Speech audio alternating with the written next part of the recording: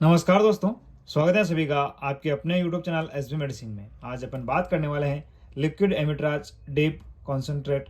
अपन दवाई के बारे में बात करने वाले हैं। ये इसका जेनरिक नेम है। ये आपको मतलब जैसे ये टिकट्राज, टेक्टिक वगैरह कई तरह के अलग अलग ब्रांड नेम से आपको मिल जाएगी। इसमें 6 ml, 15 ml और 50 ml के पैक में आते हैं, जिसमें जो 50 ml की जो प्राइस रहती है वो लगभग होती है आपकी 200 से 242 के बीच में, और जो 15 ml की प्राइस है वो है 96 रुपये के आसपास आपको ये मिल जाएगी। इसका यूज़ आप डॉक्टर की सलाह से करें तो ज़्यादा बेहतर रहेगा। एमिट्राज लिक्विड एक कीटनाशक है जिसे जानवरों में माइट्स, खुजली, टिक और कई तरह के कीटों को मारने के लिए यूज़ किया जाता है। जैसे कि आपके पास गाय, भैंस, भेड़, बकरी या कुत्ते वगैरह हैं और उन पर बहुत ज़्यादा जूं चिचड़ लग रहे हैं, किलने लग रहे हैं, तो ये उन्हें हटाने में काफ़ी कारगर दवाई है। इस एमिट्राज को डेमोडिकोसिस, जो कि एक तरह की खुजली की समस्या है जो कि खासतौर पर कुत्तों में होती है, तो उसके इलाज में भी यूज़ किया जाता है। और आपके पास अगर बड़े जानवर हैं और उन जानवरों में पिस्सू, माइट्स या फ्लाइज की समस्याएं, यानी अगर जानवरों को किलनी, चींचड़, जू, उनके साथ साथ घुन या फिर मक्खियों की वजह से बहुत ज़्यादा परेशानी है, या और मतलब किसी तरह के भारी परजीवियों की वजह से समस्या है और जिस कारण जानवर बहुत ज़्यादा परेशान है, जानवर की स्किन तक मतलब इनकी वजह से खराब होने लग गई है।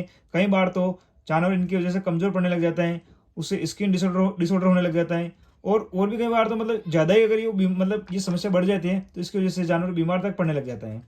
चूंह चिचड़ वगैरह जो जानवर हैं उसका खून चूसते हैं, जिससे उनको कई बार तो मतलब एनीमिया यानी खून की कमी तक हो जाती है। उनका जो मिल्क प्रोडक्शन है उसकी क्षमता तक कम होने लग जाते हैं। और घुन जैसे जो कीड़े हैं, अगर जानवर के मतलब उनको काटते हैं तो उस जगह पर घाव हो जाना, खुजली चलना, खाज हो जाना और वहाँ पर बहुत ज़्यादा जलन होती है।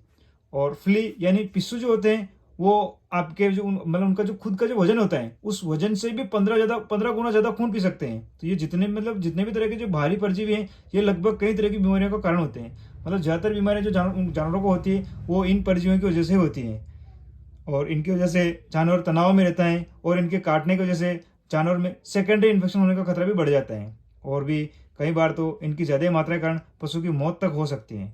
बात करें इसके यूज़ करने के तरीके के बारे में या फिर इसे यूज़ कैसे करना है, तो इसके यूज़ करने का जो तरीका है वो इस पर लिख भी रखा है और वो मैं आपको बताता हूँ। इससे 1 लीटर में 2 ml के हिसाब से यूज़ किया जाता है, यानी कि अगर आप 10 लीटर पानी ले रहे हैं तो उसमें 20 ml के हिसाब से आपको दवाई मिलाकर आप स्प्रे की सहायता से जानवर पर स्प्रे कर सकते हो, या फिर साफ कपड़े को इस दवाई वाले पानी में भिगोकर गीला करके जानवर के ऊपर कपड़े को फेर सकते हो, उससे भी लगा सकते हो।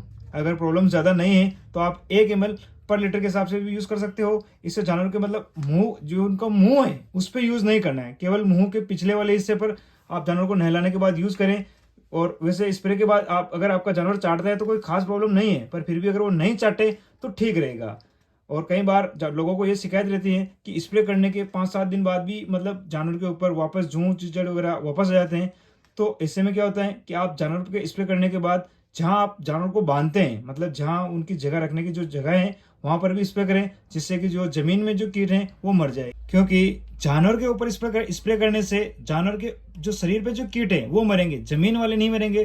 तो जब तक जमीन में जो बाहरी परजीवी हैं वो मरेंगे तो ही उनको थोड़ा लंबे टाइम तक लिए रिलीफ मिलेगा। तो जमीन पे स्प्रे करने से ये फायदा मिलेगा कि जमीन पर भी जो बाहरी परजीवी रहते हैं वो भी मर जाएंगे और वो मतलब फटाफट उनके ऊपर नहीं चढ़ेंगे। तो फ्रेंड्स, उम्मीद है आपको जरूर पसंद होगा। अगर वीडियो अच्छा लगा है तो लाइक करें, कमेंट करें, शेयर करें और चैनल को सब्सक्राइब करना ना भूलें। Thank you.